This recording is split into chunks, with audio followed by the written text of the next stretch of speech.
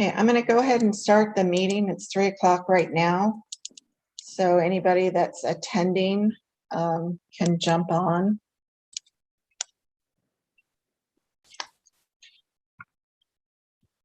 I don't see that anybody else is going to be live. So I'll go ahead and call the meeting to order. And we'll just do a quick roll call. So Commissioner Balderas, I don't see that Angie has joined us yet. Commissioner Eckstrom? Here. Commissioner Haig? Yeah, I'm here. Commissioner Jordan? I'm here. Commissioner Lewis? Here. Commissioner Medeiros?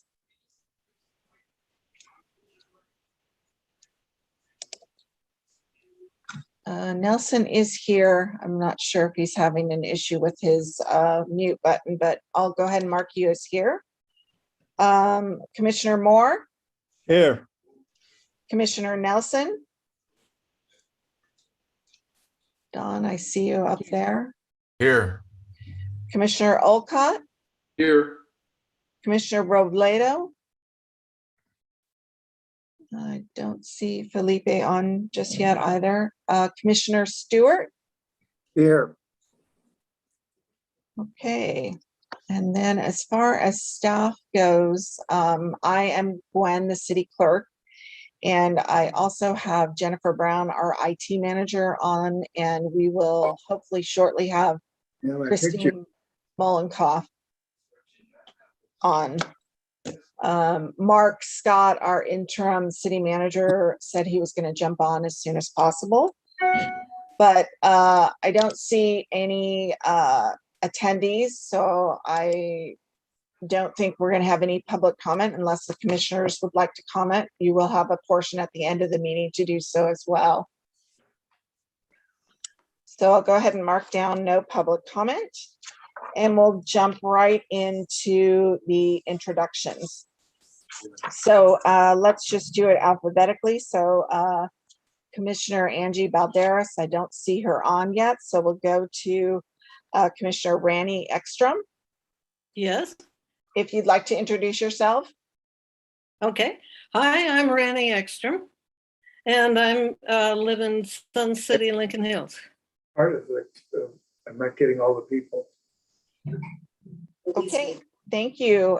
Commissioner Haig, if you'd like to introduce yourself. How you doing? I'm Jeff Haig. I live in District 2. Thank you. Commissioner Jordan. Yes, hi, everybody. I live in Sun City, and I am a retired professor of psychology. Thanks. Commissioner Lewis. This is Dave Lewis. I also live in Sun City, and I'm a retired engineer from Silicon Valley. Thank you. Commissioner Medeiros, hopefully you're able to. Can you hear me this time? Yes, we can. Thank you. Okay. Nelson Medeiros. I live in District 1, forever person of Lincoln. Thank you. Commissioner Moore. My name's Richard Moore. I've lived in Lincoln for the last 17 years, and I'm retired from law enforcement. Thank you. Commissioner Nelson. Yes, I live in Lincoln Hills, and I'm retired law enforcement also. Thank you. Commissioner Alcott. I'm Steve Alcott. I live in Sun City, Lincoln Hills, and I'm a retired family physician. Thank you. Commissioner Robledo. Hi, this is Felipe. Can you hear me? Yes, thank you. I apologize. I was just now able to get on. And what were the questions? We're just introducing the members. My name is Felipe Robledo. I live in the Courtyards area, and I'm just happy to be here to help contribute. Thank you. And Commissioner Stewart. Hi, I'm Joe Stewart. I live in Sun City, Lincoln Hills for the last 9 years plus. I was in real estate lending. I was on the board of directors at Sun City, Lincoln Hills. Thank you. So I don't see Angie on, so she must be having some problems. And the next item on our agenda is the legal aspects of redistricting. So we have Ryan here as well as Michael Cohen. So if you'd like to share your screen, whichever of you is going to do the presentation, please just go ahead and share.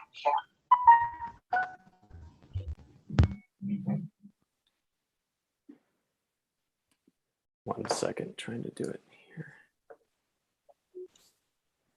And Gwen, you might want to have everyone mute.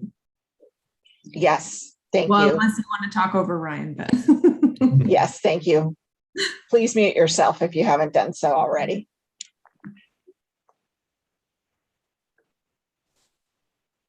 Okay, great. So yes, as Gwen mentioned, my name is Ryan Mcginley Stempel. I'm a partner with Rennie Public Law Group, which advises and advocates for public agencies across the state. Many of our attorneys, including our founding partner, Luis Rennie, who was the city attorney for the city and county of San Francisco for many years, have served local governments throughout their careers, including as city attorneys before joining the firm. And we're all very deeply committed to serving the public interest and excited to help with the redistricting process for the city of Lincoln. I regularly advise on a wide array of legal issues and have recently done a lot of litigation defending local ballot measures. And I'm joined by my colleague today, Michael Cohen, who litigated voting rights cases during his time with the UCLA Voting Rights Project and has written extensively on racially polarized voting and how that impacts districting. So without further ado, we'll get started. So I want to start with sort of what we're going to talk about today. We're going to cover some procedural redistricting requirements, some substantive redistricting requirements, and then some of the practical considerations facing Lincoln in particular. On the procedural side, you have things such as the line drawers, the requirements for hearings, the type of outreach that's necessary, timing, record keeping, the fact that it has the Brown Act's applicability. Substantively, we'll get into that a little further, but there are both federal and state requirements that the commission has to abide by. On the procedural front, there are a number of issues. To start with the line drawers, which in some cases the city council or county board of supervisors here, as we know, is an independent redistricting commission.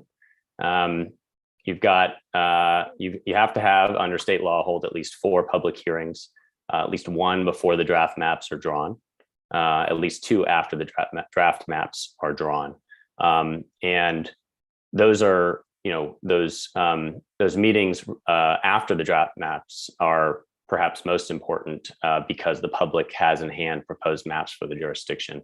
Though we've already got, I think, at least five public meetings scheduled on the calendar for this commission. So I think that's great. The more public input you can encourage, the better for setting yourself up for the most legally compliant maps you can draw. The public outreach requirements goes hand in glove with those public hearings, and that entails encouraging public participation through media outreach, community groups, translation if requested, online notices, the publication of the draft maps and relevant demographic data, and then the receipt of that public input. And that's where those meetings after the release of the maps are so important, because you're digesting all of that information that's come in as a result of the public outreach. Timing is a little, has been, as many things with the pandemic has been a challenge, but the legislature and right now things seem to be in hand. The current state where things currently stand is basically 174 days before the election between Jan 1, 2022 and July 1, 2022. So what we're looking at with the COVID delay, I think Lincoln has a November 2022 election as the next election. So that would mean requiring to adopt that map by May. And the city is tentatively planning to adopt the final map by March. So we're leaving adequate cushion there to make sure that we're following the deadlines there as adjusted by pandemic-related delays. The record keeping also goes hand in glove with this notion of public outreach and considering all of the different community input that comes in the door. You've got a record of every public comment and the governing body made available to the public within 2 weeks. There's public webpage. We're hosting, Flow is helping to host. There's a webpage for the Independent Redistricting Commission for the city of Lincoln that will be sort of the primary touch point for those things. And that includes maintenance for 10 years and including an explanation of the process, calendars, notices, agendas, summaries of meetings, draft maps, and adopted maps. And that's required under state law. And I mentioned notices and agendas, and that brings me to the Brown Act, which does apply to redistricting commissions, and it's requires public access to local government meetings during the redistricting process as a result.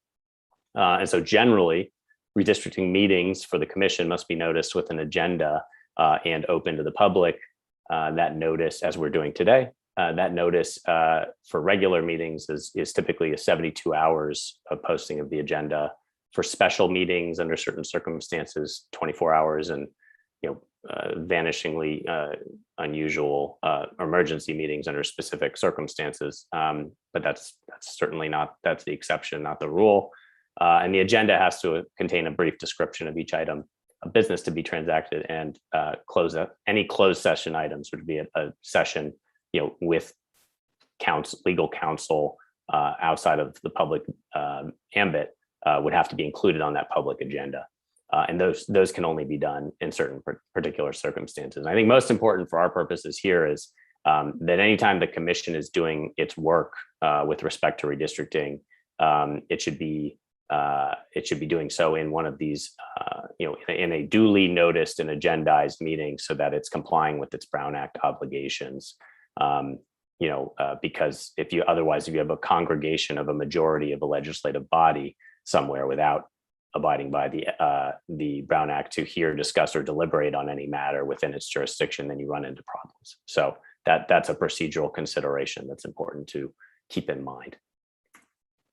And that brings us to the more substantive criteria. That's where the rubber is going to really hit the road on the redistricting process. And I think my colleague Michael will be getting into a little more of this.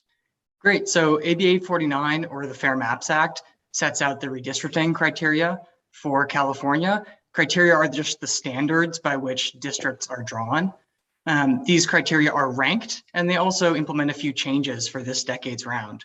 So changes include restrictions on the consideration of incumbency and political party, that's partisan data, and also a new prisoner policy that we'll talk about. So here are the ranked criteria. The most important are at the top. And what I mean by most important is that in the redistricting process, you want to meet those most important criteria first. And generally speaking, you must not sacrifice the higher order criteria to meet lower order criteria. So the criteria are as follows. First is the federal criteria, equal population, which is a constitutional requirement, Federal Voting Rights Act, Section 2, and then the state criteria, contiguity, communities of interest, identifiable natural and artificial boundaries, and compactness. These criteria now appear exclusive, but you could potentially consider additional criteria as long as they're not in conflict or outweigh these listed criteria. So for instance, if you want to keep district numbering or election sequencing the same for as many voters as possible, you can do that under state law.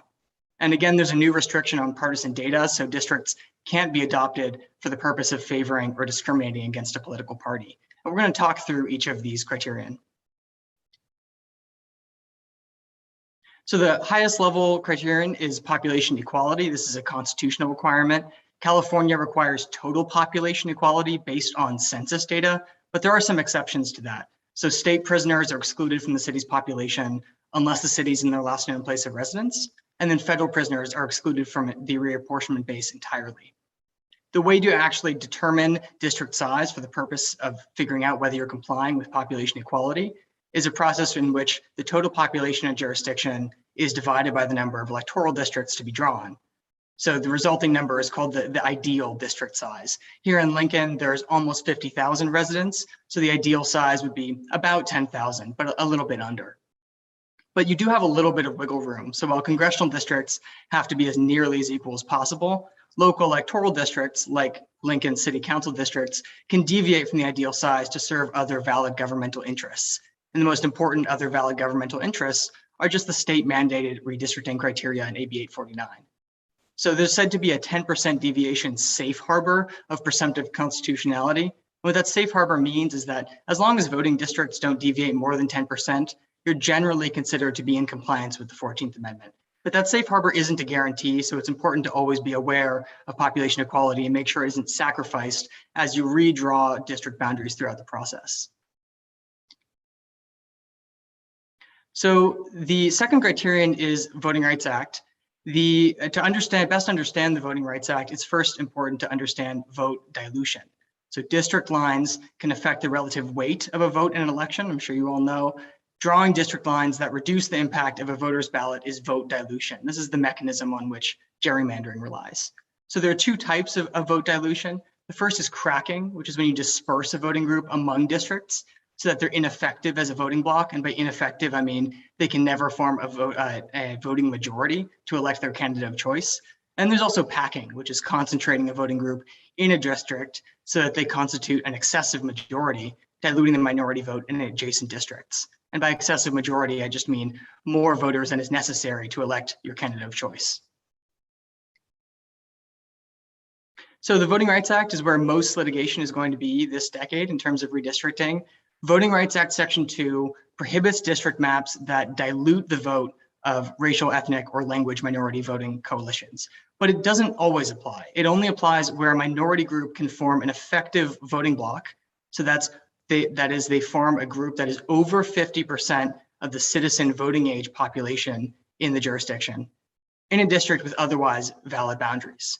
So the Voting Rights Act doesn't require actually maximizing minority electoral power, but it does require giving minority voting coalitions a fair chance where they could be effective in a hypothetical single member district. So what it requires is that where you have a minority subgroup of that size, you must draw a majority minority district or a district in which a majority of voters are that racial or ethnic minority. It's also important to note the 14th Amendment applies to redistricting, especially as it operates in conflict with the Voting Rights Act. So the 14th Amendment prohibits maps drawn for the purpose of undermining a minority group's electoral power, but it also forbids the use of race as the predominant criterion in drawing districts. So that might give rise to a bizarre shape that tracks racial landscapes in a jurisdiction. But it's not a blanket prohibition on the consideration of race. And as we'll talk about a little bit later, you can consider race, for instance, when looking at communities of interest. But this creates a difficult tension because while the 14th Amendment appears to prohibit the deliberate use of race in redistricting, the Voting Rights Act requires it when potentially effective minority voting coalitions exist in the jurisdiction. So pursuing a race-conscious approach to comply with the Voting Rights Act may be no better than jumping out of the frying pan and into the fire. So how do you balance those obligations that are apparently in conflict? The answer is the court says you can rely on racial data without violating the 14th Amendment insofar as the jurisdiction has a reasonable or credible fear of Voting Rights Act liability absent race-conscious redistricting. That is, if you fail to examine the racial data in the redistricting process, a plaintiff might later bring a successful Voting Rights Act lawsuit. And where potential liability exists, you're only permitted to rely on racial data and draw majority-minority districts as far as necessary to meet your Voting Rights Act obligations. So what does necessary mean? Necessary means drawing districts that ensure over 50% minority citizen voting age population in a district that otherwise complies with other criteria without diluting the minority vote in adjacent districts, cracking. It's not necessary, for instance, though, to set a racial criteria for a district. A racial quota for a district, excuse me. So for instance, setting a racial quota of 55% for a majority minority district is impermissible. But even where potential Voting Rights Act liability exists, you still must be conscientious about relying too heavily on racial data. So what we recommend is focusing on communities of interest where possible, which we'll talk about shortly, and that'll likely lead to compliance with the Voting Rights Act, and it'll also best meet the needs of the public and further the goals of AB 849, which places communities of interest front and center. So the Voting Rights Act is complicated. I'll summarize it in 3 top points. These are that the Voting Rights Act Section 2 prohibits drawing election districts in ways that improperly dilute minorities' voting power. That's the vote dilution we talked about earlier. Jurisdictions with minority groups that equal over 50% citizen voting age population that could be drawn into a district with otherwise valid boundaries that otherwise comply with AB 849, must draw that group into a majority minority district. And finally, in the redistricting process, line drawers may rely on race only as far as necessary to avoid minority vote dilution. Great. Thanks, Michael. So I'll talk about criteria 3 and 6, which is sort of the beginning. Michael alluded to communities of interest, which is a state law requirement, but this is sort of our first discussion of the state law requirements in detail. And as you might expect, I mean, I think that this is one where if you're a visual learner, it makes a little more sense. Contiguity means that you can travel from any point in the district to any other point without crossing the district's boundary. It does include bridges and ferry routes, actually, interestingly enough, under state law. Not that the ferry route point is relevant to the city of Lincoln, but that would still be contiguous. Compactness means that all residents of the district live near one another, best achieved by drawing districts with neat sort of geometric shapes. So a circle would be ideal for purposes of compactness. And it's actually, when we think about the term gerrymandering, it actually emanates from Elbridge Gerry, who was the governor of Massachusetts, and approved a map that looked like what somebody called a gerrymander. It looked like it was very much, even more incompact than this, and looked like a salamander or some other creature. And so that's where the term gerrymander came from. So those are 2 important things to keep in mind under the state law criteria. The 4th criteria is communities of interest, and I believe my colleague Michael will get into that. Great. So this just requires redistrictors to minimize division of neighborhoods and communities of interest. So a community of interest is just any population that shares common social or economic interests, and they're intended to be included in a single district for purposes of its effective and fair representation. So all sorts of characteristics might give rise to a community of interest. These are things like lifestyle, economy, demography, geography, any sort of other political subdivisions like school districts and planning areas, and then sort of vague place-based issues, so things like public safety or environmental concerns. And these characteristics are collected with quantitative and qualitative information. So quantitative information might include American Community Survey data or other data sources. And then qualitative information comes from the public. So usually this is done via questionnaires and public testimony. My understanding is that in the City of Lincoln's redistricting portal, there's actually a sheet from Common Cause which explains communities of interest and seeks public input that the public can use to help the city figure out where communities of interest actually are. And importantly, like in other parts of AB 849, it's important to keep in mind that communities of interest don't include relationships with political parties or incumbents or political candidates. Thanks, Michael. Criterion 5, natural or artificial boundaries. This is an area where you're just trying to make, it can fit in with communities of interest, but you're really trying to, make, districts as easily identifiable and understandable by residents as possible, after abiding by the foregoing criteria. Some relevant boundaries include streets, waterways, hills, other sort of points of interest. Right here, as you can see, the current map portions, the District 3 and District 5 are actually divided by the Union Pacific Railroad. So that would be one example of an artificial boundary.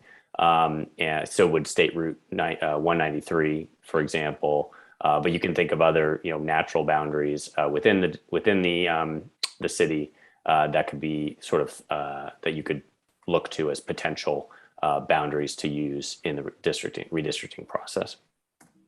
Oops. All right, so we've sort of walked through the legal requirements, and I just want to summarize real quickly. On the procedural side, really important, transparency sort of reigns king, and accessibility, because without both of those things, you don't have the public input into the maps. and record keeping. So, the redrawing of the districts and the redistricting can be, you can sort of adequately look to what happened, and the public has an understanding of what happened.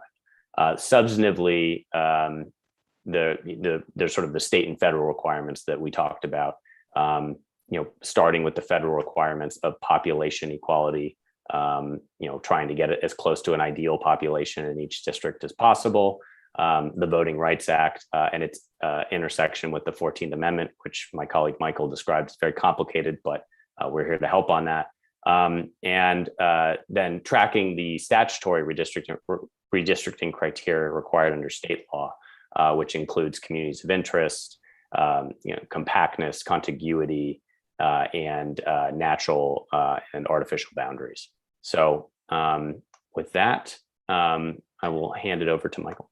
Sure. So when you distill all of these requirements down, they really boil down to three basic principles. First, maps conform to all basic criteria, the criteria in AB 849, AB 1276, and the federal criteria where possible, prioritizing the higher order criteria over lower ranked criteria. And we talked briefly about what it looks like to actually do that prioritization. Second, any deviation from redistricting criteria is justifiable in reference to testimony or deliberation or other evidence in the redistricting record. In other words, you're doing things for a documented reason. And then finally, any actual or apparent reliance on racial data is justifiable as a response to a credible fear of Voting Rights Act liability, which requires you to study upfront where potential Voting Rights Act liability might be and responding appropriately. So to finish off, we have some practical considerations for the commission. These include bearing in mind that AB 849 includes really a renewed focus on communities of interest. So gathering public input and helping to define these communities of interest early on is really of critical importance. Maximizing opportunities for public input is obviously incredibly important. Normally, we might recommend holding more hearings than the legal minimum, which is 4, diversifying the times at which those hearings are held, conducting redistricting meetings as standalone meetings, but the City of Lincoln is already doing all of those things, so that's excellent. It's also important early on to find ways to collect and organize and digest public input. It can be overwhelming when there's quite a lot of it, and to also develop a system to link public comments and a redistricting body's deliberation to particular decisions. Again, that just goes back to making sure you always have the rationale for particular decisions nailed down in the redistricting record. You want to also develop a system to track draft maps and revisions so that when you have your final maps in hand, you know how you got there. And as I mentioned earlier, you don't want to set racial targets in redistricting. Always want to keep detailed records. And then finally, you want to keep an eye on shifting deadlines as the state level redistricting commission, the California Supreme Court and the legislature actually work toward finalizing the state's timelines and election dates. The timeline could be further delayed, but as Ryan mentioned, Lincoln is actually in great shape with that respect. Great, thanks, Michael. Yeah, so that's our presentation on the legal requirements and the backdrop. I think we're going to move on to the next portion of today's meeting, and we'll be available to take questions at the end.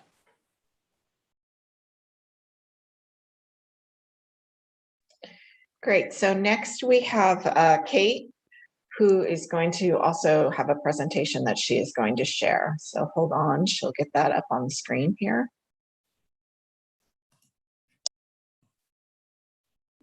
Here we go. Can you see that? Yes, it's not started the PowerPoint yet though. Perfect. Yep, I'll get that set up. There There we you go. Perfect. All right. Thanks, Gwen. So my name is Kate Doran and I work for Flow Analytics, and I will get into Flow in a little bit, but I'm going to do a redistricting overview for the commission. It will sound somewhat similar to what Ryan and Michael just presented, but in learning this stuff, I found it helpful to hear it a few times to make sure I've got it, sunk in. And I'll also be presenting some of the data and maps. So we've run the Census 2020 data, so you can see, kind of what we're working with and, what we will have to be adjusting throughout this process. So Flow Analytics is a subsidiary of Mull, Foster & Alongi, which is a consulting firm based in Vancouver, Washington. I'm actually based in Maine at the moment. And so we are a GIS and data analytics firm serving local governments and school districts. So we've been doing redistricting work for a long time, and mostly doing school districts up until, we've got the census data, we've got this process we're going through. So we like to take a very impartial, very data-driven approach to redistricting. We've never worked for a political party.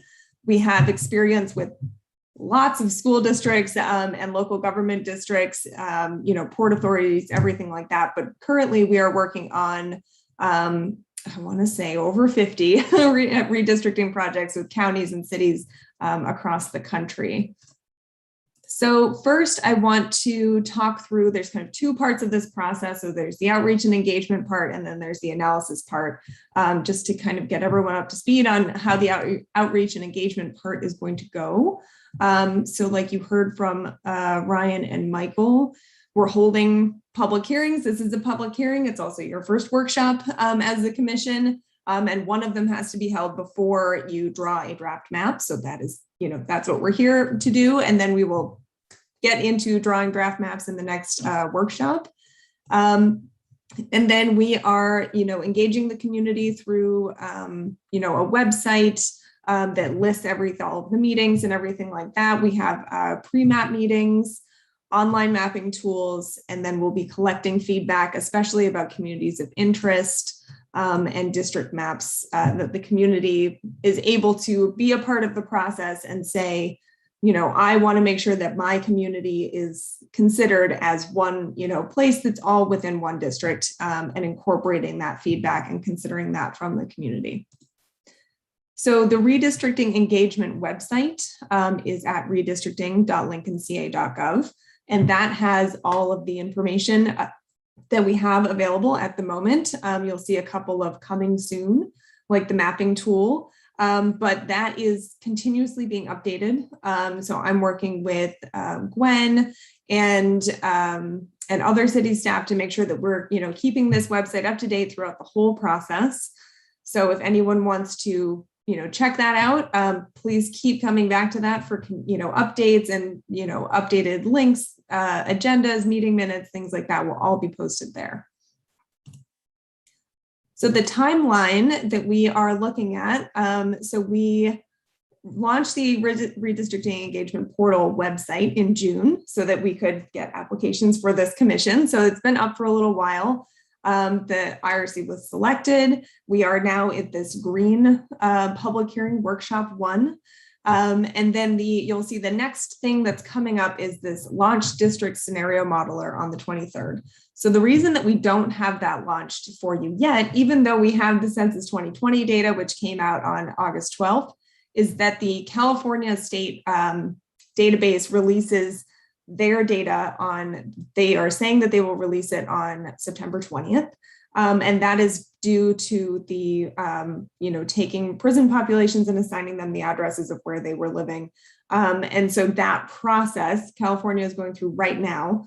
So we will likely get you an updated set of, tables. It will probably be fairly similar, but we will get updated numbers. And then we didn't want to release the tool until we had the final California approved set of data. So that will happen by the end of next week so that we can get that all set up.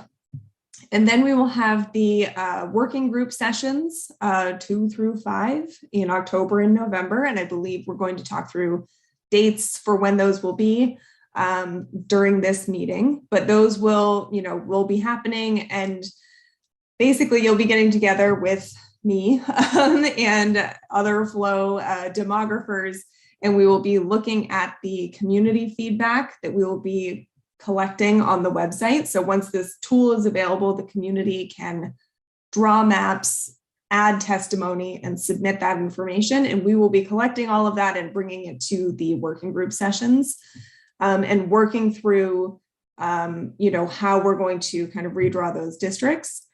And then kind of between the working group sessions and public hearing 2, Flow will work with all of that information to create these scenarios for this public hearing number 2, get more community feedback, And then we will do preliminary options at public hearing 3, get more feedback. It's a good feedback process. And then public hearing 4 will be, this is the map, that the city council is approving, and there has to be a first read and a second read for that. So there's public hearings 4 and 5. So that's the overall process. It goes all the way into the end of March.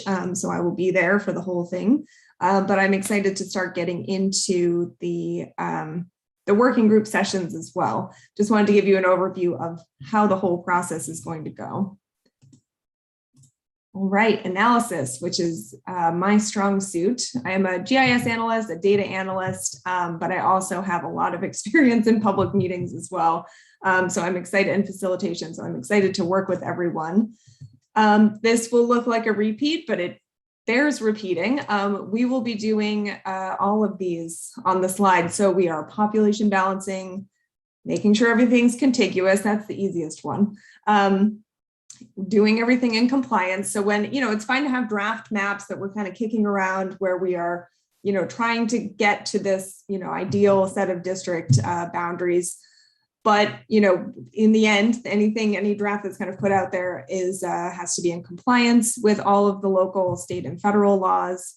We're not disfavoring or disfavoring a protected class or a political party. We don't even have political parties in the tool for that reason. Districts should be, as compact as possible. They can't be circles. We know that is not the shape of the city of Lincoln, but we will be working on, making sure that they are as compact as they can be, looking at communities of interest, getting that feedback testimony from the public and ensuring that we are taking that into consideration for communities that would like to stay within one district. That can be school districts, homeowners associations, lots of different examples of groups that could consider themselves, one community. And then trying to use existing administrative and natural boundaries like Ryan was saying. All right, so if you haven't looked at it in a while, here is your current district map. So this is directly from the city clerk's office page. So if you want to go there and check it out, that map is on there. I did not make that map, but I love the colors. So we've got the, you can see districts 1, 2, 3, 4, and 5. So this is what we are starting with. So when you see the data that I'll be presenting in a little bit, if we're looking at the 2010 census data and the 2020 census data, it's with these current districts, because we haven't redrawn the districts yet at all. So we're kind of looking at how much work do we have to do to balance the population out. So like Ryan was talking about this, and Michael, the balancing population piece of it, the tool that we have gives you these numbers. So it's really nice because it tells you the deviation from that mean. So we're looking at total population for balance, citizen voting age population, potentially for if you need to have a majority minority district. But for balancing, we're looking at total population. The principle is that all the city council members represent all of the residents. So the deviation from the ideal population, the ideal is total population divided by 5 districts. And that some of the deviations between the least populated and the most populated is where you get that, we want that to be under 10%. And so that's what we will be looking at with the data. So drum roll, please. Here is the updated census data for the city. So we'll look at the 2010 data. So you can see the overall range between the lowest and the highest is 6.5 for 2010 data. So great, under 10%, pretty far under 10%. You had a city population of 43,000. The ideal district population at the time was about 8,600 people. So you have for these districts, you can see they're all pretty close to 8,600. District 1 almost on the nose. So you can see that the District 2 was 3.5% above that ideal with 298 extra people, but that could be because they were in a community of interest and that was the trade-off. that was decided. And then you've got District 5, which is 3.1, under. So you've got that overall range of 6.5%, but it's pretty well balanced. So when we look at the Census 2020 data that just came out in August, we have an overall range, which is the difference between the lowest and the highest, of 33.8%, which you guys might win for the highest, updated deviation from that mean, which just means, and you guys probably know this because you live there, there's been a lot of growth and development in one district or two districts, and maybe some people moving out of another one. So very typical, thing to happen if there's a city that's experiencing growth. So now your city population is closer to almost 50,000. So your ideal district population is about 9,900. And then now we're looking at, how many people, according to the 2020 census, live in your current districts. So we have District 1 and 3 have a lot more people than that, than that ideal. And then you have Districts 2 and 4 that have a lot less people. So you would be looking to expand Districts 2 and 4 out and retract Districts 1 and 3 to, make them a little bit smaller. Districts can be redrawn. We do try to keep people in the district they are in as much, not completely redrawing all the districts and doing all new boundaries. So you can imagine it as this kind of push and pull between a neighboring district and wanting to expand the boundary to make sure that those two districts have the same number of people.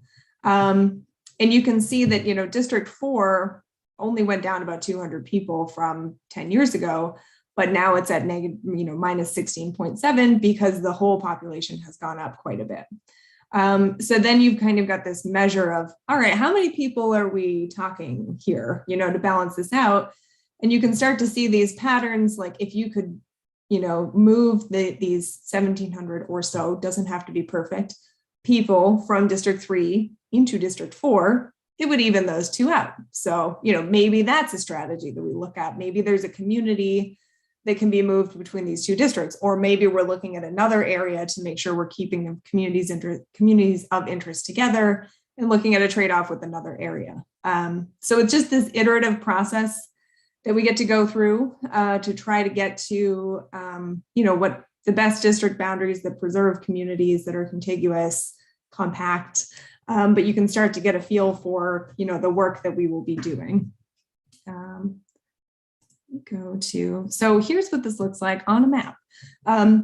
If you don't have your districts memorized yet, so you can see that this map has the 2010 to 2020 population change.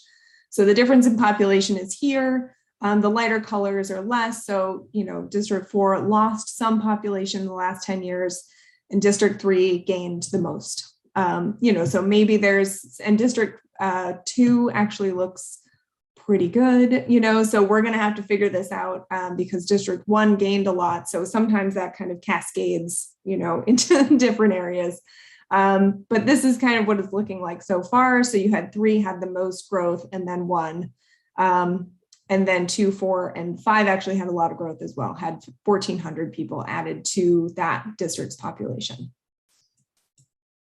All right, so this map looks like it goes a little bit outside the lines. This is census block groups. So we don't do our analysis with block groups because it goes outside the lines. But if I colored in the census blocks, they would be very small. So this is just kind of an aggregate, shows you a little bit more detail about if you just focus inside of the city, kind of where was that growth happening. And you've got this area in 5, this area in 3, and this area in 1 that we're like adding to that population. So in the mapping tool, we actually use blocks, which are even smaller, and you're really able to get at that detail and see how that's going to change the population. All right. So we already heard about Voting Rights Act and demographics, but here's the same graphic with different colors, but trying not to break up, a specific population and really not, we're not setting out to hurt voters and, try to draw a line straight through, a potential community of interest, or a, racial or ethnic, group of people, minority group of people within the city. So when we looked at the updated data for 2020, you have, let me just bring up this table. So we have the percentages, like percent by non-Hispanic by race, and then Hispanic or Latino is all the way on the right, that's highlighted in green. So in your districts, you actually have higher percentages of, Hispanic or Latino, but they're all broken into, several districts.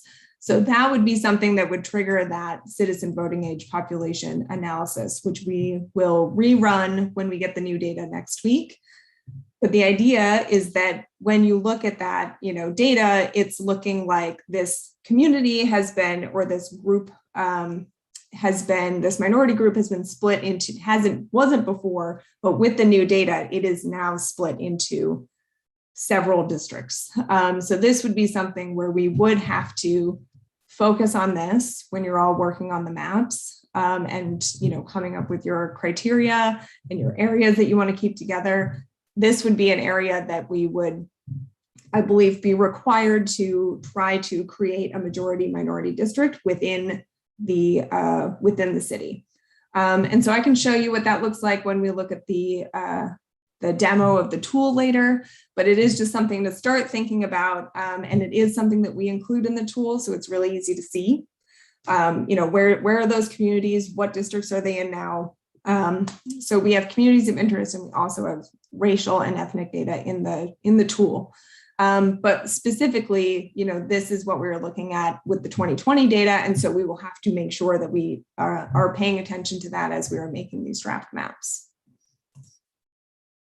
All right, communities of interest, I believe we talked about, but this is where we really need, if the public is watching, this is where we need the public to chime in and give us that kind of testimony when we've got the tool posted on the website saying, hey, I consider this area a community of interest. I consider it this, for these reasons, and here is my map, and this is how I would like to, have my community represented within a district.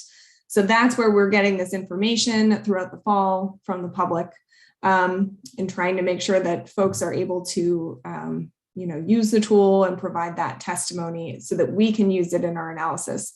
So we have school districts data, we have homeowners associations data. So we have that GIS data, but there is, there's not always GIS data for, I consider this neighborhood a community. That's where we really need to hear from you who live in those communities and the general public.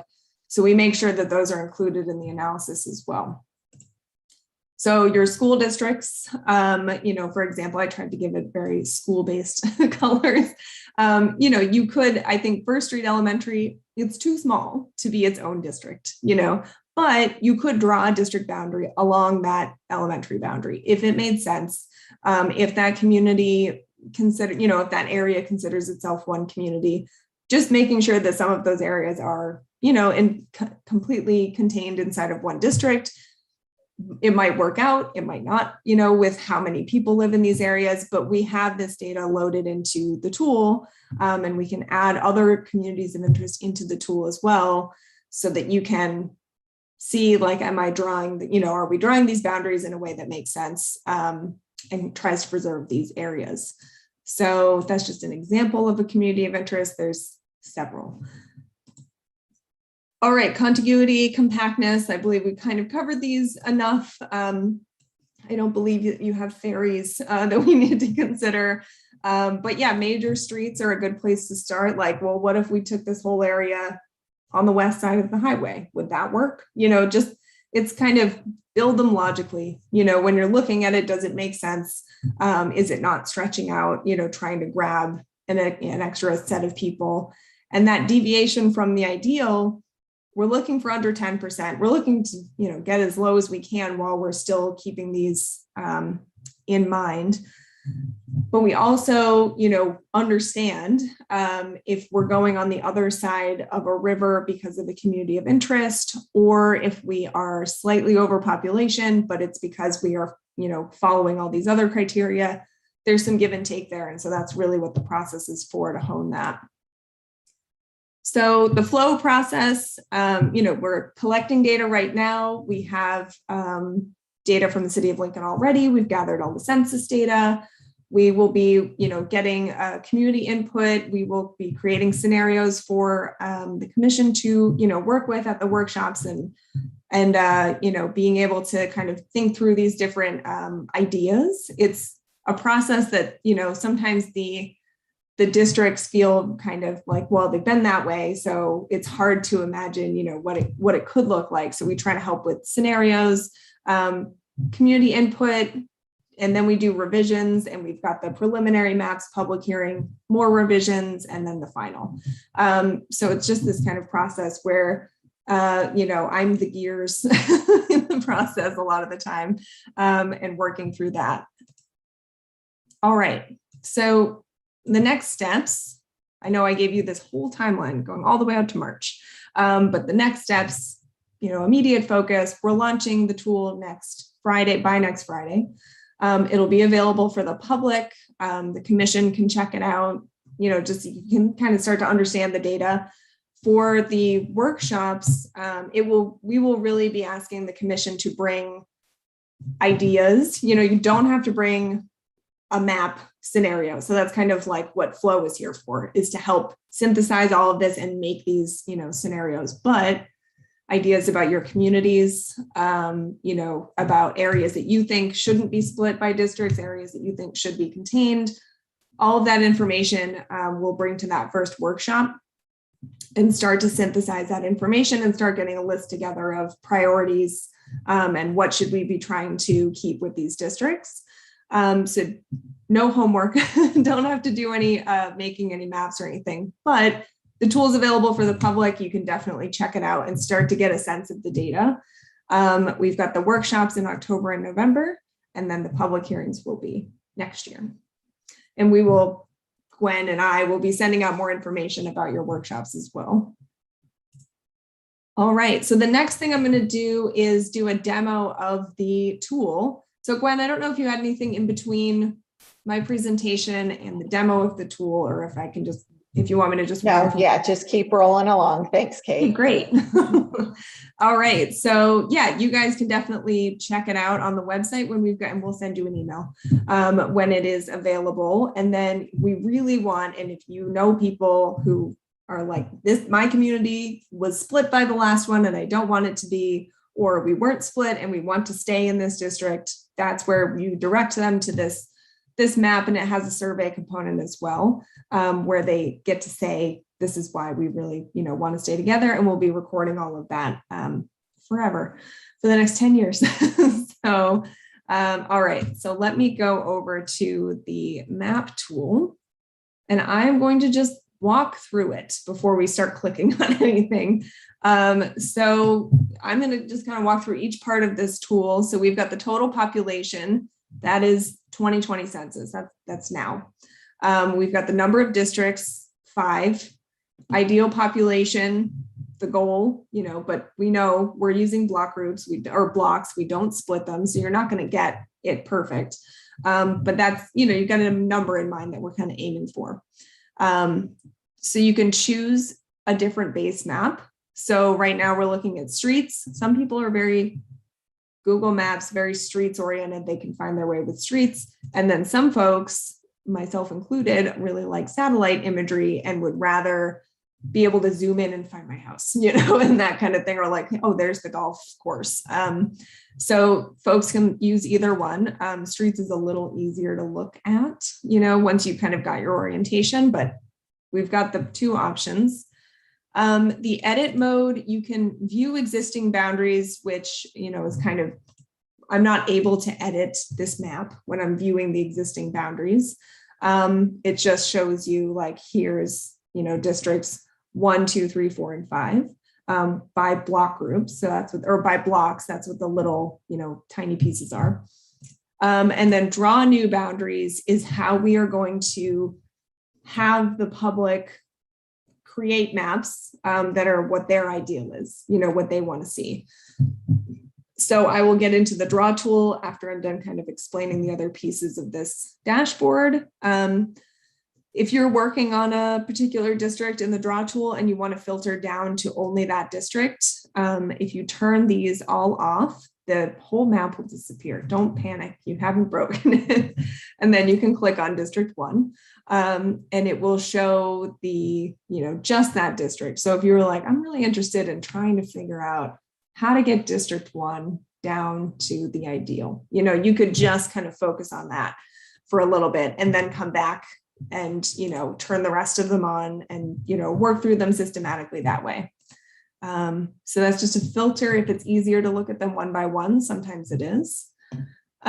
This choose race ethnicity data source. So right now we're looking at total population. That's what you want to do for the total deviation. That's what we're looking at, total population for balancing.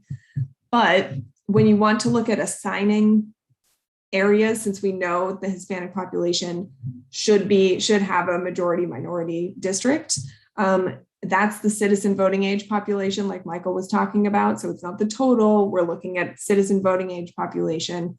So you can choose that, and I'll look at that later when we've kind of zoomed in. But you can choose that to make sure that you are keeping that group of people inside of one district and making sure it's at least a 50%, 50% or, more area. So we'll just keep it at total population for now. Total deviation is currently, 33.8. So once we start kind of editing this map, it's going to change. And so ideally it would not be red, you would get it down below 10%. But I think you'll start to see it is like it's a push and pull. So we're trying to get it below 10%, but this whole community wants to stay in one district and the highway's right there and this is happening. And it's trying to figure out the best way to do it, while keeping that low it's tricky. That's why it's a longer process. So over on this right side, you can filter the blocks by race, ethnicity, for analysis. So if you were looking at, in this case, we'll just look at Hispanic or Latino because we had looked at the population, and you do have this selection detail at the bottom. So you can see total population in the city, and you have the different groups here and what percent of the total are in these groups. And then the citizens, so CVAP is citizen voting age population here, percent of CVAP total. So what you can do, you kind of get a sense overall. And if you filter by district, this table will always update. If you filter by something, it'll update the table. So you can kind of see, oh, okay, here's what's happening inside of this district particularly. So we have, this kind of the block with the highest percent Hispanic or Latino population is 90%. And so it's just automatically filling that in for that group. And it's showing everything because it's showing from 0 to 90. So it's including 0 as well. If you grab this slider, and these are all just like data investigation tools, like ways to look at the data and see what's going on with the 2020 data. So you can see like, it's pretty neat. Like it starts to hide the blocks that have, now I'm at 10%. So everything here is 10 to 90% Hispanic. And then if I keep moving it up to, 20%, these are all of the block groups blocks that have from 20 to 90%. And if I kind of keep going, you can see these this is now 30%. So you can start to see an area here that's probably a community of interest. This is probably an area you'll want to look at keeping inside of one district that is currently split between, I believe, 1 and 2. So, you can start to look at the data and say like, oh, okay, this is where the blocks are that have this population that we are going to try to keep in one district. Not the whole thing, but have a district where 50% is Hispanic or Latino. Citizen voting age population. So we'll keep going through this. That's why we have the workshops as well. to make sure that we have, that we're creating districts that meet all of these requirements as well. So we'll kind of, have almost a checkbox for each of our draft maps that we make and say, like, does it meet these things? And how well does it meet them? So the other thing to note in this tool is the communities of interest. So right now we have your HOAs and your school districts loaded. Our school attendance area, within the school district. So if I load the school attendance areas, just wait for them to come up. So here's the elementary schools. If I hover on these, you can see which blocks are inside that elementary school attendance area. So, that's not a requirement to keep all of the students within one school, to keep all of their parents in the same district, but it starts to help you see how these other boundaries might come into play. Especially if it's like a neighborhood school and everybody does consider themselves in the same community, you might start hearing from those parents.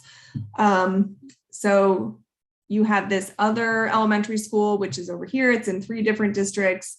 First Street is in 3 different districts. And then if I click, so you can see I'm just kind of hovering over these. If I click on this Ranch Elementary, it filters it down. So you can see that the table updated. So we're just looking at what's on the map. This is the folks that live in that area that's shown on the map. So this is that elementary school attendance area. You can see it's in 2 districts, and you've got this update on the map or in the table. And if you ever click on something and you filtered it down, you just click anywhere outside of that and it will remove the filter. So that's just a way to like investigate, what are we looking at here? You can also look at HOAs. So we can look at, I heard some folks said that they were in Sun City. So if I hover over this one, this is the Sun City kind of HOA boundary intersected with those blocks. And you can see that it is in 2 different districts. So that might be something where you're like, actually, we all consider ourselves one big community and we'd like to be in one, in one area. And you might get that feedback and find that, there's, if I click on it, let's see here. We'll get the table to update in the corner. So the total in that whole area is 10,000, which is actually about, how many people we need in one district. But the way that the districts are shaped, you might have 2 other districts wrapping around it or something. You might not have that compactness if you put all of Sun City in one district.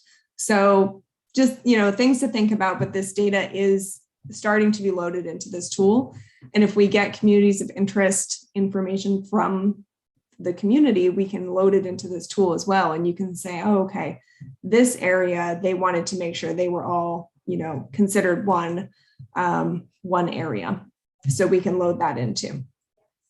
Okay. So that's the whole dashboard, what's going on in each part of this tool. The cool thing that we can do, that is like the fun part, I think, is to draw new boundaries. So if I hover over the map, you're going to see this plus sign, which is a zoom in. This is all very close to similar to Google Maps. Minus sign, zoom out. You can also scroll forward and backward to zoom in and out. And then this sign or this arrow takes you to, this is the pan around the map. They'll like grab the map and move around. This is a zoom to a specific area. So if I drag, you get the instant zoom into that area and then you can zoom back out. But the 3 other tools here in this menu are select tools. So I can select with a box, which is a little clunky because of how the block groups are shaped. So you can see with the dark line, I'm starting to select them. But I'm not maybe getting everything that I want because it's, it's a square and I need something that I, want to draw something that's a little more specific. But it, you can use the rectangle. You can use this circle one, which again, if you wanted to start in the middle and go out a certain amount, maybe that might be helpful. But again, it's like, I just want to draw the area that I want to include in the district. So it just selected those for me. So let me unselect those. There we go. And all I did was click outside of that area to unselect it. So this tool is my favorite. It's called a lasso. And you click on this one, and then we can select exactly what we want inside if we just kind of draw the shape we want to select things within. So, we know that, let's see. So I'm just going to try to pick an example. So we have District 3. Oh, and I didn't explain these little guys on the side here. So we've got District 3 here. So if you hover over the middle, highlights it for you. The colors also match, helpful. It's showing you that they are 1,701 people over at the moment. And that's 17% over what we want. And then the outside of this shows the breakdown by race and ethnicity within this district with the 2020 data. So just kind of helpful to see some quick stats about each of these districts. So what I'm going to do is turn off everything except for, it's going to run. When it's posted on the website, it doesn't do these executing queries anymore once we've got the final.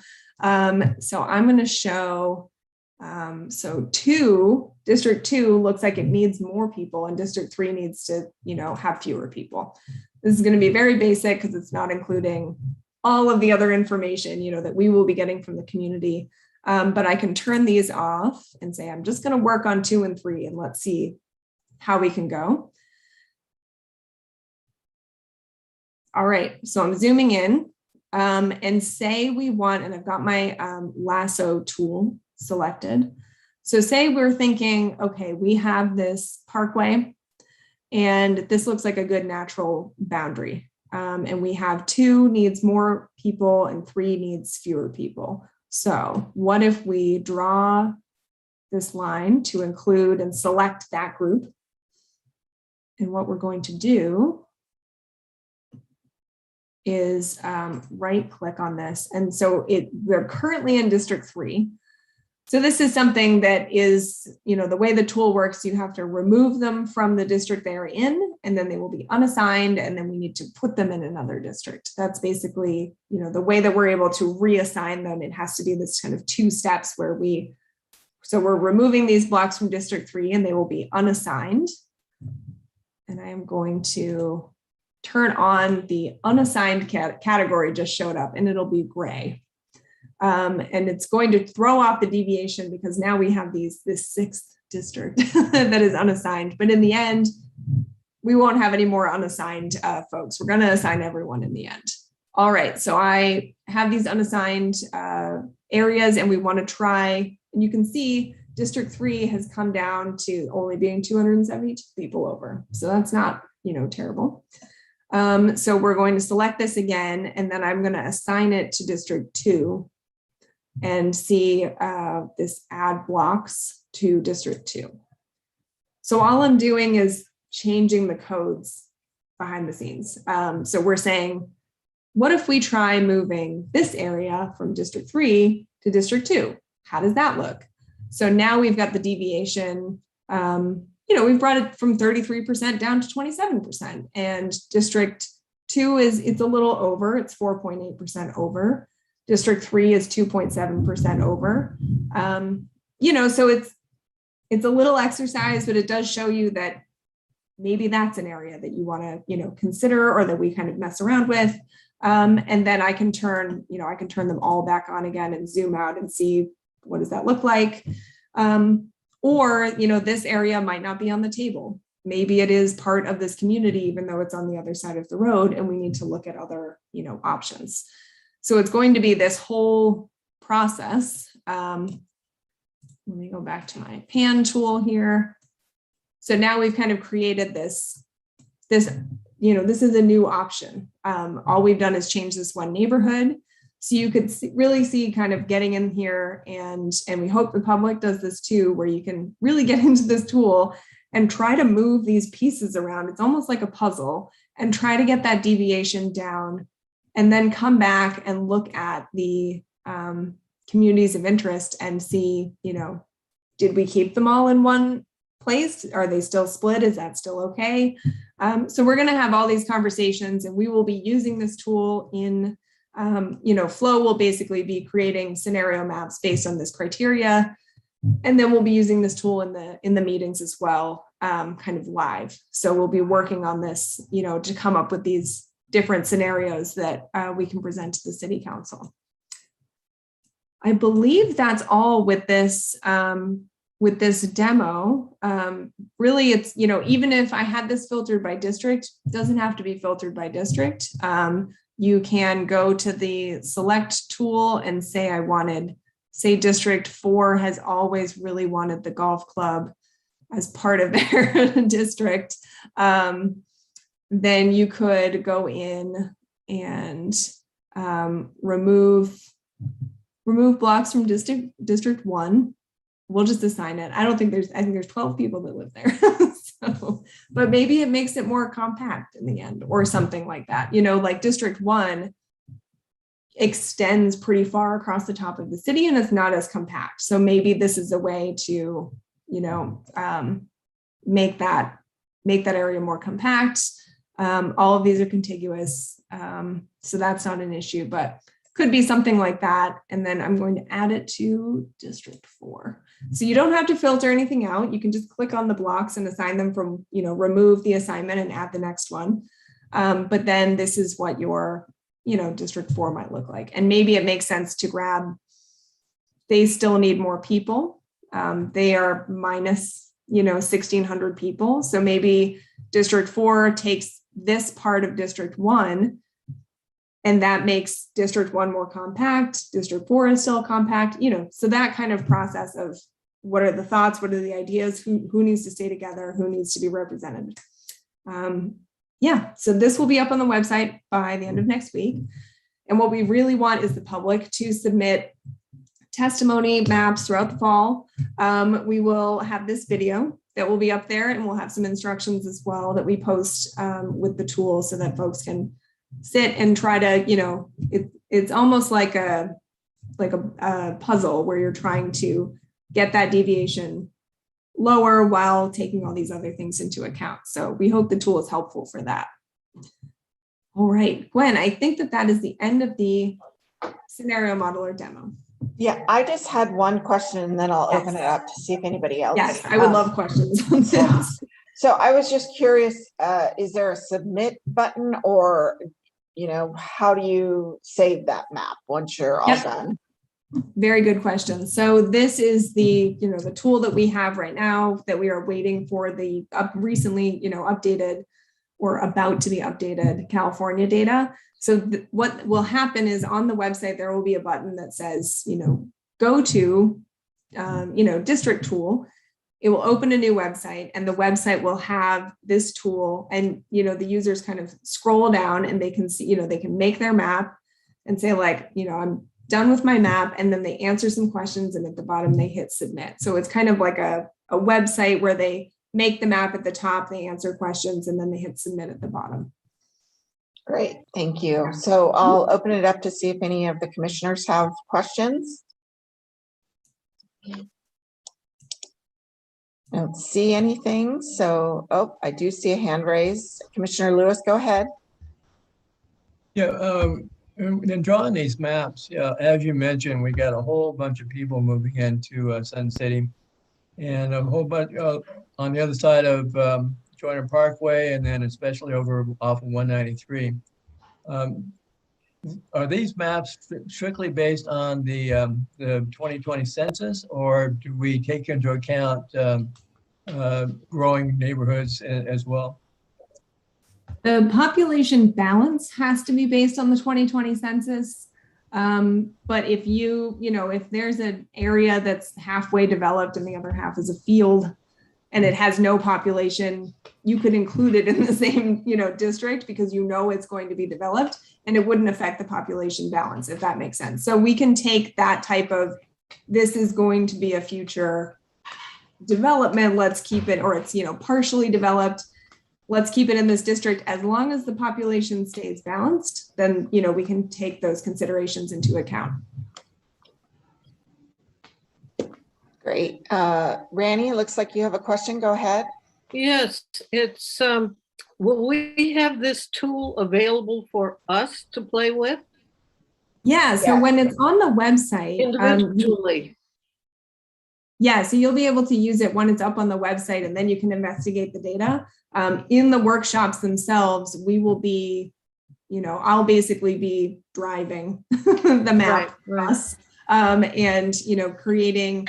I'd have to go back and look. I think we're making 3 or 4 different scenarios. So the idea is that by the end of the process, we would be saying, here's one idea, which is splitting District 1 and sending it to District 4 and doing this with District 5. That's one idea. Another idea is splitting District 1 and pairing it with District 2 and doing this. And, so we've got a few maps we're kind of working on at the same time. So we're not trying to, in the beginning, we're not trying to come up with one perfect map. It's kind of 4 ideas that we are putting out to the public to say, what do you think?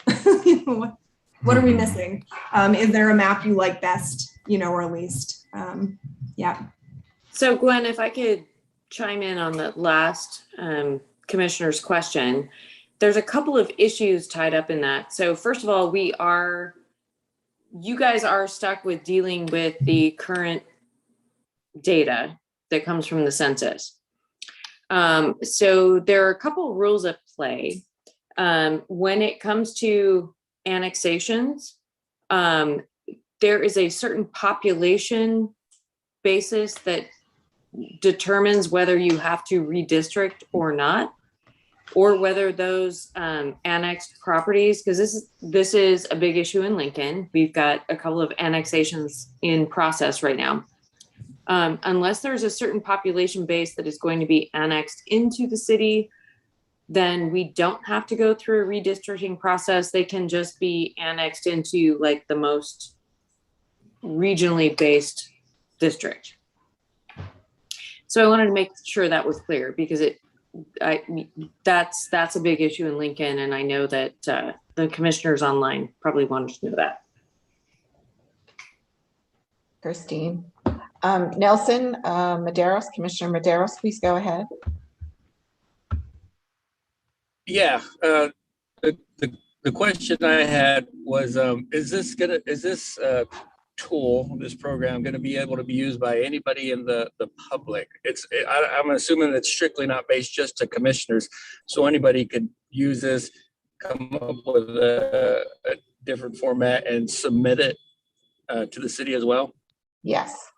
Yep, and I can show you, I have the website here. So we have a draw your own map coming soon, end of September section of the website. So it will be there with, more information. So the public can come in here and, use the map tool. And we actually have a district scenario modeler support email. So if anyone's having trouble, if anyone from the public is like, I'm trying to draw this map and I don't understand something, we have like a flow support for this tool that they can, we can respond and try to help them with drawing these maps. So. Great. So I don't see any other hands raised for the commissioners, so I'll go ahead to the public. We have a few people online. Do we have any questions? Okay, Mr. Garabedian, please go ahead.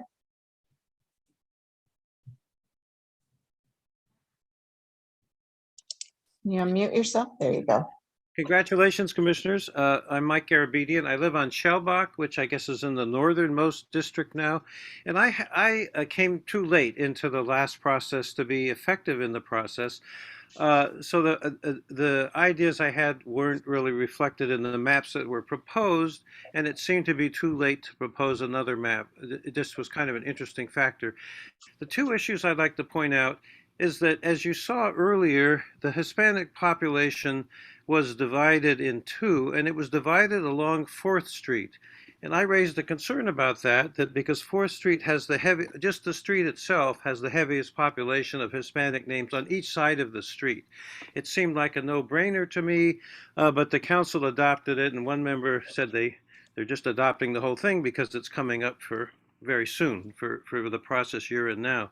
The concern I approached it with is I'm in what I would call Old Lincoln. Some people don't agree that it's called Old Lincoln, but I feel it's the streets that are basically the square rectangular blocks.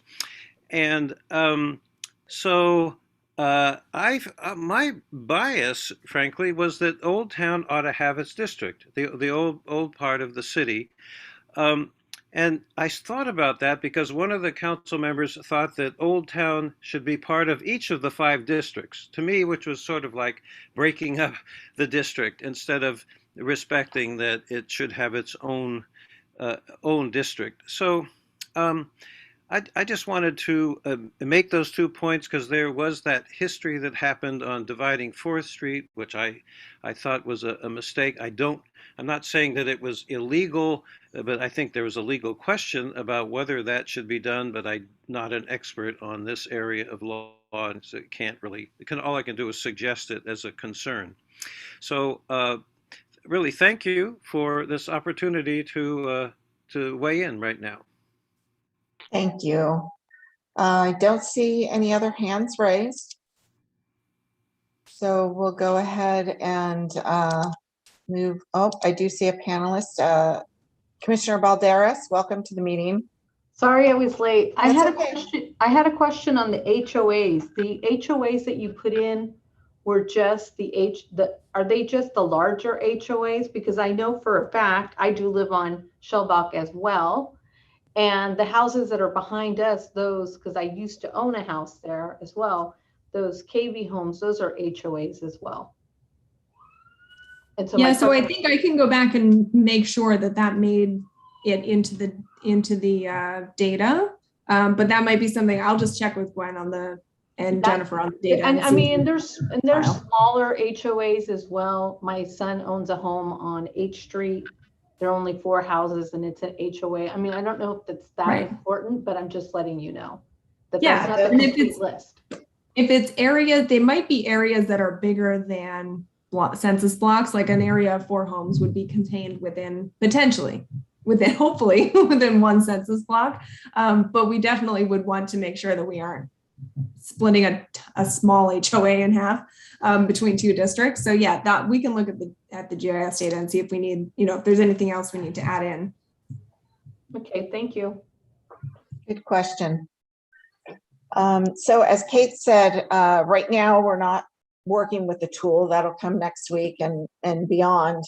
But what we'd like you to think about right now are communities of interest, as Mr. Garabedian just expressed his. So we'd like that to be discussed at the next workshop. So we do, with that, I think we're ready to move on to the next item, which was going to be nomination and selection of chair and vice chair of this commission.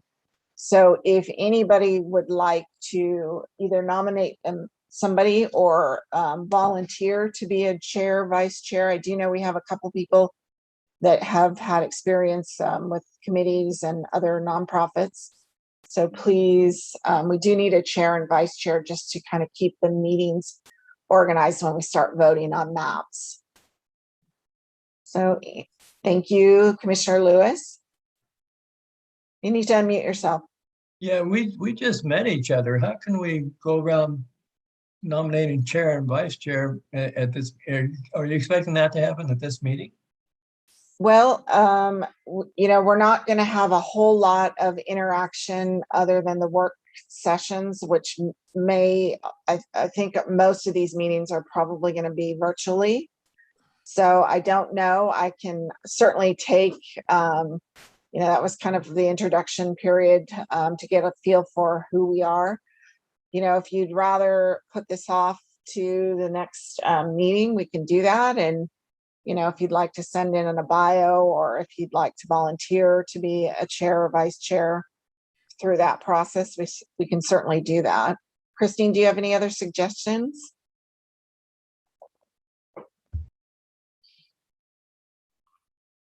She must not be right at her computer to unmute herself. So Unless I see any other hands going up, which I don't right now, we'll go ahead and just postpone that item until the next. Okay, I'm sorry. Go ahead, Commissioner Haig and Commissioner Nelson both have their hands raised. Jeff, go ahead, please.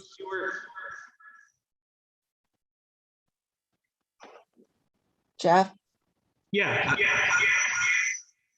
You got a lot of, I just wanted to nominate Joe Stewart for the chair position. Thank you.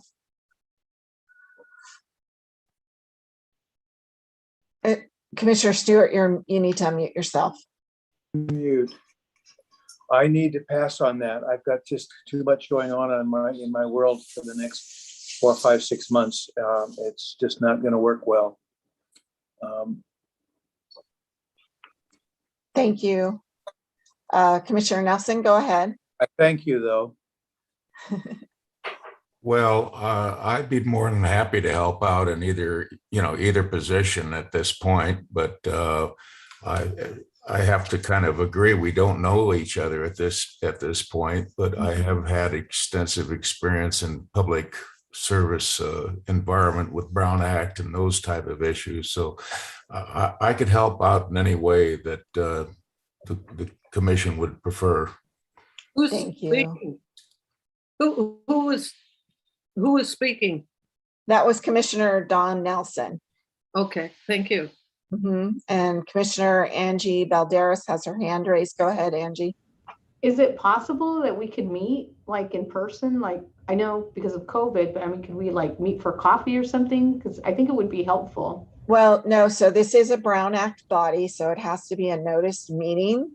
Okay. And at this point in time, council has put that on hold. We're holding 100% virtual meetings right now because of the rise in COVID numbers. So until we hear further from City Council, we are not holding any public meetings at all. Okay. So Commissioner Haig, you have your hand raised. And let me go ahead and lower everybody's hands, and then if you'd like to.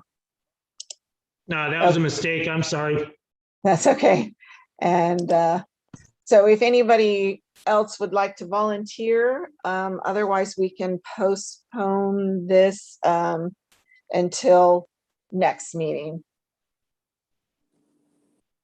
So I don't see any hands raised, so I'll add this to the next meeting agenda, and we'll go ahead and move on to the future meeting schedule. So right now we have a working group meeting scheduled on October 6th, another one scheduled for October 21st, then November 3rd and November 16th. The November meetings will be if needed. All of those meetings are scheduled at 3 because we do have consultants that are out of the area that are 3 hours ahead of us. So we have to kind of work with everybody's schedules. So I did ask in an email, and some folks said that schedule works fine for them. If you could just please let me know. If you know right now, go ahead and let me know if that works for you. You can just put a, or you can send me an email afterwards. We are trying to get a, we have this information on the website. We do e-bulletins. So as soon as we get a firm schedule for the public meetings, we'll put that in the e-bulletin. I'd also like to get a notice out in the utility billing. That way that would get to almost all of the residents in the city. So I'd like to get this meeting schedule firmed up as soon as possible so I can get it in either the next utility billing or the following one. But we will be working with holiday schedules if we go much beyond November 16th. So that's why we kind of condensed this into October and November, because otherwise we're getting into Thanksgiving and then Christmas. 26 So, and 21. yeah, I'll leave. If anybody would like to make any comments, please go ahead. Yes, Commissioner Alcott. So just to clarify, these meetings are all going to be virtual because of the COVID issue currently, Gwen? Right, that's correct. And the two meetings, number 4 and 5, what will determine if those are needed, whether or not we've come up with a map by working group meeting number 3? Well, it's going to be, if we do a utility billing insert, I think we're going to need at least one November meeting just because of the timing. It's mid-September. I don't think I'm going to get it out quickly. But I do have a meeting tomorrow with our insert company, our billing company, to discuss this. So, but I think what's going to determine is if the level of participation we get from the public, and then what the commissioners feel like, if they need to keep going to create draft maps, then that's going to kind of push whether a meeting is necessary. It's going to take a little bit to get familiar with the tool and the census blocks. So for sure, we're going to probably need 2 at least. And then beyond that, I'm thinking at least 1 in November, but I don't know if we'll need both. Okay, thank you. Yeah. I do see a member of the public has their hand raised. So any other commissioner comments?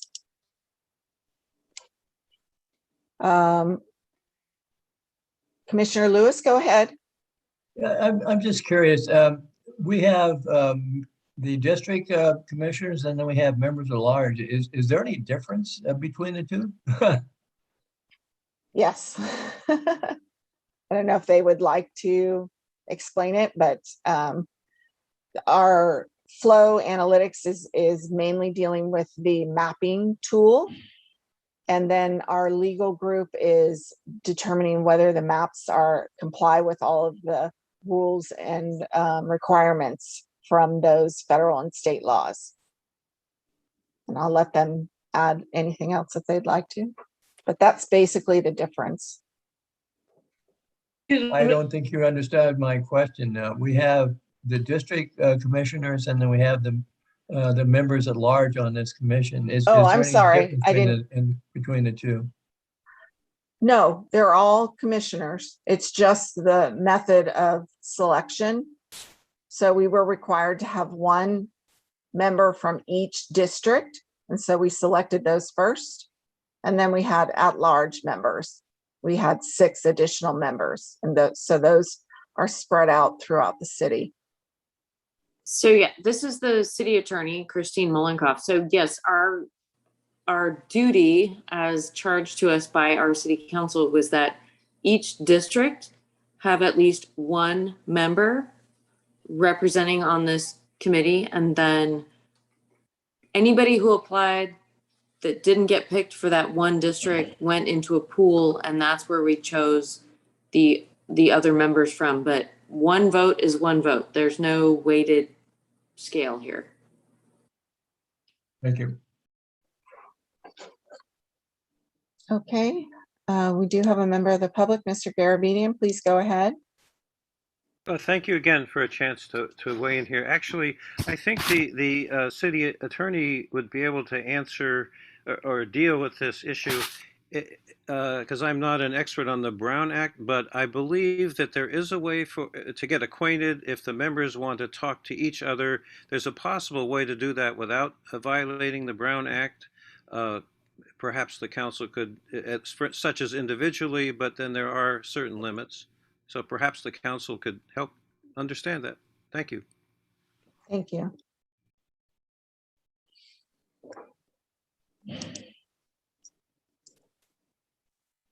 Is there an answer to what he just suggested?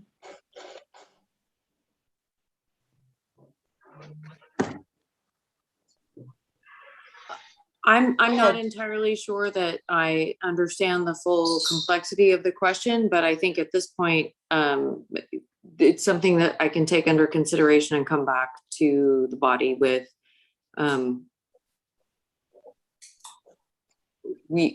Unless I think we may have exhausted public comment on that issue. I don't know. Gwen, where are we on the agenda? Sorry. Yes, we are. We're done. We can go on to the next item, which is commissioner comments.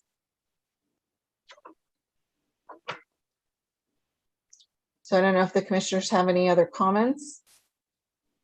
Okay. Yes, just a basic question or a comment. Some of the things that have been discussed already by, let's see, was it the Flow representative as well as a member of at large, was to consider some of the communities. For example, Sun City, Lincoln Hills.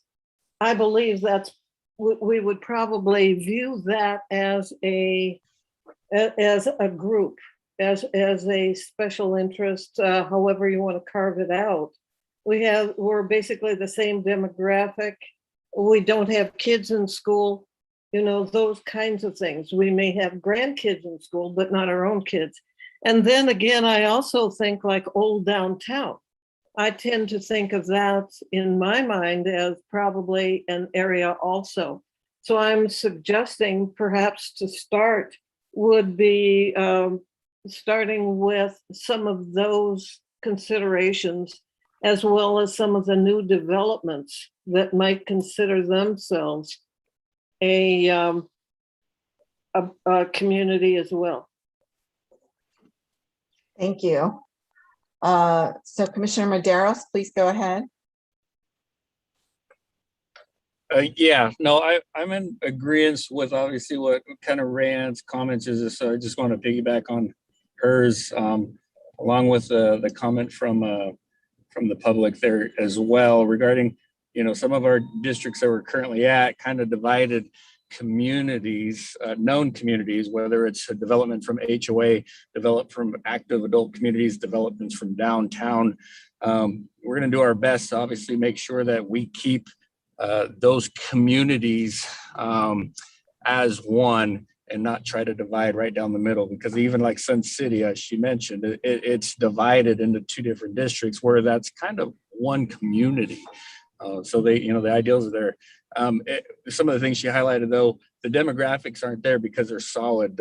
They don't have children there. They don't have, even though they're linked into a school district. I don't know what school anybody's attending from Sun City.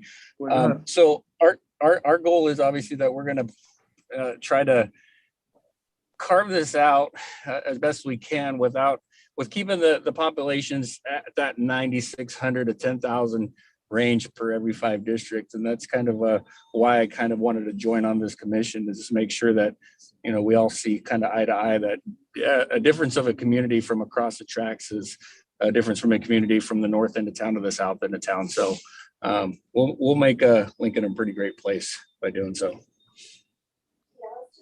Thank you. Commissioner Alcott. I just wanted to get back to the issue about the chair and vice chair. It seems like if we can't meet, if anyone's interested, it would be helpful if they could put something on the website that the rest of us can look at so we can elect somebody at the next meeting. Is there a way to do that? Yes.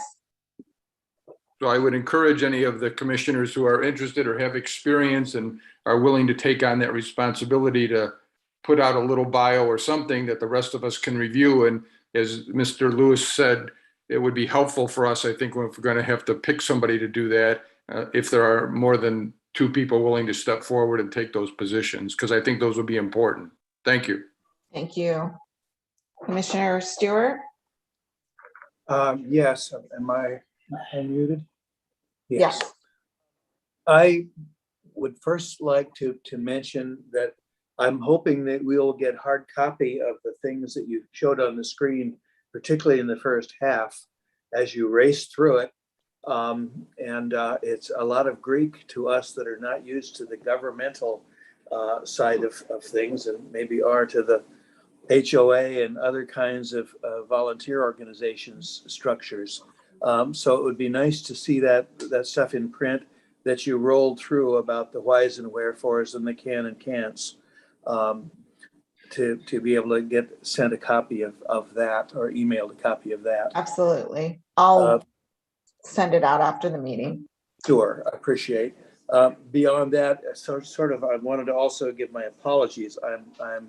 I'm zooming from Washington D.C. at the moment, where we're sightseeing, And my MacBook isn't working right, and my iPad is what I managed to get in on, and I see nothing except a very large commissioner comments and a city of Lincoln, and that's all I get to see. My picture is not it. You guys' picture is not it. Wasn't sure who was talking, and it's a mess. And I apologize, but that's my problem. I'll be home for the next one, although I'll have one to miss. I think in the early first November meeting, I may be out of town and may need to Zoom that as well. But in any event, I'm glad to be here, and even if by Zoom and by screwed up Zooming methods, I appreciate it. Thank you. Thank you. Commissioner Nelson, go ahead. Two items. First, I think everybody received the copies of everybody else's applications that showed descriptions of the career. No. I did. No. No, It was I part of didn't. the meeting minutes, but I'll resend that as well. Okay, yeah, rather than everybody having to go through and do additional work in that, I think if we just transmit that, would be great. And the second item relates to the question on the Brown Act.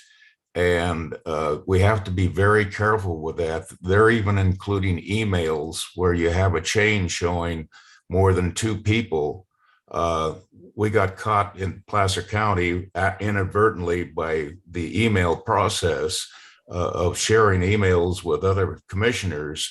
And we had to really backtrack on it. Unfortunately, we didn't get into any real problems, but it's usually two or more people. And I'll defer to the city attorney, but it's a process that no matter what we do, we have to be very careful on the 72-hour notice and what we can act upon at the time. So that's the importance of public comments, because we can't take action on what the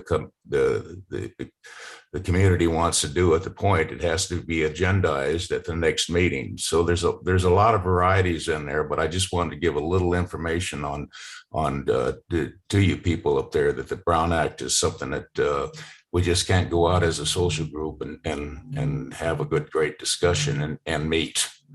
And I appreciate those comments. So as the city attorney, I'd be happy maybe at the next meeting, Gwen, I give a quick update, kind of educational presentation on the requirements of the Brown Act. I know that I think we've distributed some information, but you are a Brown Act body, and that means that a majority of you cannot meet, and you cannot circulate emails amongst yourselves that constitute a majority. And so it's important that you take that responsibility seriously, because all of your personal emails, text messages, everything are subject to Public Record Act requests. If someone were to contest that there was a Brown Act violation. So it is a very serious obligation that you have undertaken this evening. And I'm sorry that if we did not express that to you more clearly during the application process. So Gwen, I'll leave it to you and I'll leave it maybe to the body if they think a little quick tutorial on the Brown Act requirements would be helpful to them at the next meeting. I'd be happy to do that. Thank you, Christine. Yes, I can add that to the next agenda. And I will say also that if you have any information that you'd like to communicate to the rest of the commission, please just send that to me, and then I can make sure that everybody gets the email. So please just filter the information through the clerk. And we will be adding meeting minutes with any documents we receive, as well as just notes of action taken at all the meetings. And we will be posting these videos on the website, on that portal that Kate showed earlier. So we probably won't get that updated until tomorrow, but I will follow this meeting with an email of the PowerPoints that were used today. So unless we have any other commissioner comments, that was the extent of our agenda for today. We do thank all of you for volunteering. it is an interesting process going through the map tool and seeing all the census blocks. And that's why you might see some little weird outliers from Sun City into Lincoln Crossing in the last map. It probably had to do with the census blocks and the number of folks that were living. So, but with that, I'll just see if anybody else has any comments. And if not, we'll go ahead and adjourn the meeting. Okay, I don't see anything. So thank you all. And we will see you. The next meeting is October 3rd at 3 p.m. So thank you again. Have a wonderful evening. Thanks all. Thank you. Thank you. All right, thank you, everybody.